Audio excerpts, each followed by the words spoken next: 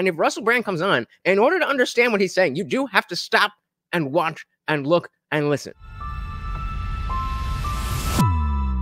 So I love Russell, but sometimes I just want him to talk like a normal person more often.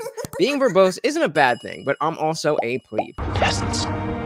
Well, and that's the other side of it. That's the other side of it, is that you really have to pay attention when you're watching him. Like a reason that I never really followed him that closely was because a lot of times when I'm watching stuff, I'm doing other stuff as well. And if Russell Brand comes on, in order to understand what he's saying, you do have to stop and watch and look and listen. So I definitely hear you with that. I definitely hear you with that. Undermined their connection to their land, undermined their connection to nature, devoided.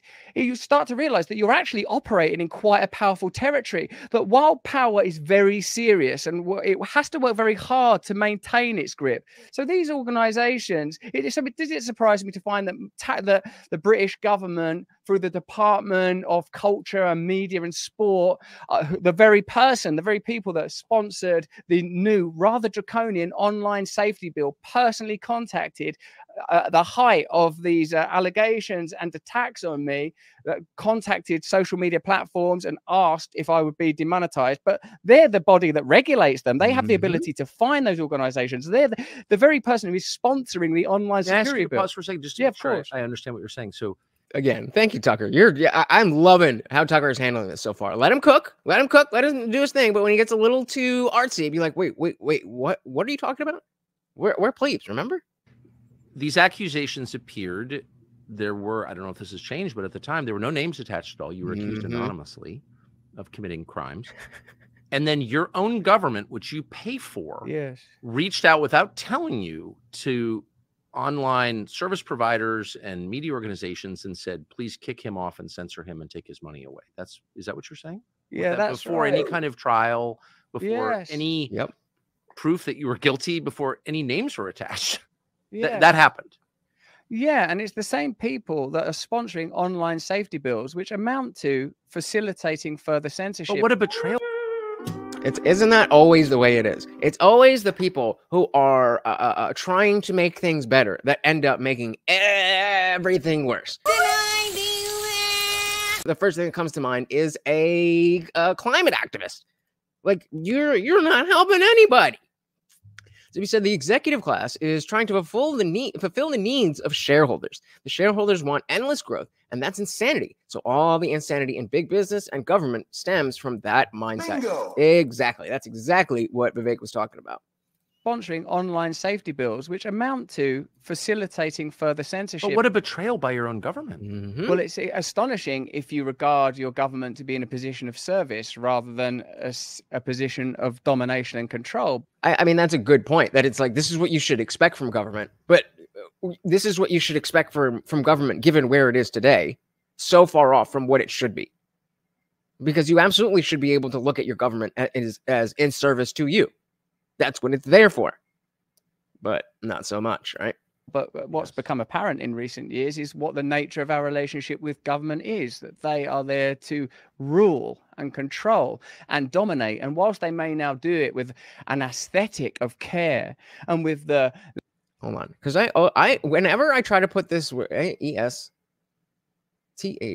that's how I spell it. I put this word into my phone all the time, and it always tells me that's not a word. It is a word. Aesthetic. Language of inclusivity. I believe the threat of authoritarianism is far, far greater from those that use the language of liberalism than these emergent, somewhat nationalistically oriented populist movements. So basically, he just said the wokies who fall victim or use the semantic obfuscation are way worse than Donald Trump. That's exactly what he just said. It's far, far greater from those that use the language of liberalism than these emergent, somewhat nationalistically oriented populist movements present, because they are leveraging that power now. They're interested in censorship. They're militarizing the police force. They're introducing protest laws. They're introducing censorship laws. I mean, the only thing there, militarizing the police, I don't really know how that fits into it, but the rest of it I agree, because they're all trying to got you guys, they're all trying to defund the police. So I'm not sure how they're trying to militarize the police, but maybe that's maybe he's talking about in the UK, and that might be different. But that's the only part I don't agree with there. So he said the executive class lives in a bubble and are buffered from job and wealth losses, so things never change. That's why opening up IP rights is important. More trade, more competition, more thinking. I gotta get you. I gotta get you up here to actually talk about your position on IP rights, because I still don't get it. I still don't get how me creating something and anybody else being able to use it helps society.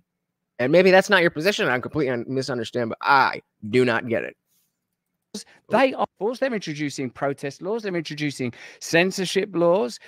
Through their actions, we can observe them. Through their fruits, can we know them? We can see what they. And if you try to dissent, if you try to oppose, even what I consider to be a relatively marginal scale, then the consequences are severe and immediate and robust and terrifying.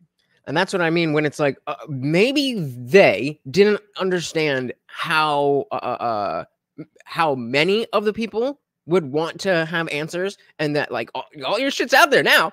But before the internet, it was just on a piece of paper in the J. Edgar Hoover building. Now it's just all out there. And I think they just didn't understand or didn't anticipate what that was going to do. We were not prepared. Hey, shout out to M169. Welcome to the party. I am doing all right. I'm not at my best, but we will make it through. Thank you for asking. We also got Chester in the building. Welcome to the party. And yeah, he's talking mainly Commonwealth countries, UK, Australia, and Canada, with regard to militarizing the police, turning them into an arm of the federal government. Okay, so that makes a lot more sense. Welcome to the party, brother. Always good to see you. We said it's more keeping the lawyers from slowing trade. A lot of things can't go to market because they do not have enough money to protect their IP rights from big business. Okay, okay, all right. I think I see where you're coming from a little bit there. We still got to talk about it, but I'm starting to understand a little bit better. Guamtech's definitely agreeing with Chester. UK and Australia police are actually scary now. America ain't far behind. Well, maybe we should be saying thank you to the defund the police crowd then. If that's the case, damn, maybe they were right. That's a joke. The consequences are severe and immediate and robust and terrifying. I think what makes your specific case so compelling is that if they could do it to you, a person who had the admiration of a lot of people who weren't interested in politics and was pretty famous and had some means, etc. There's 10 of you here who might care if they did it to me. You'd find somebody else to watch. This is Russell Brand. He was an A-list movie star.